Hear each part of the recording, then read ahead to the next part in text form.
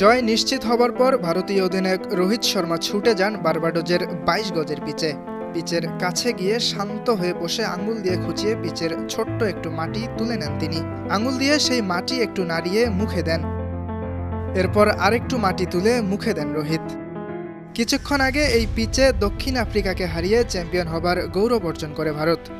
তাই পিচের মাটি মুখে নিয়ে রোহিতের এমন উদযাপন। ম্যাচ শেষে ভারতীয় অধিনায়কের সেই উদযাপনের ভিডিও সামাজিক যোগাযোগ মাধ্যমে প্রকাশ করেছে আইসিসি। কেনসিংটন ওভালে দক্ষিণ আফ্রিকাকে ৭ রানে হারিয়ে ১৭ বছর পর টি-২০ বিশ্বকাপে চ্যাম্পিয়ন হয় ভারত। প্রথমে ব্যাট করতে নেমে দক্ষিণ আফ্রিকাকে ১৭৭ রানের লক্ষ্যমাত্রা দেয় বিরাট কোহলিরা। রান তাড়ায় নেমে নিজেদের বাগে খেলা নিয়ে এলেও শেষের দিকে বিজয় ফসকে যায় প্রোটিয়াদের হাত থেকে।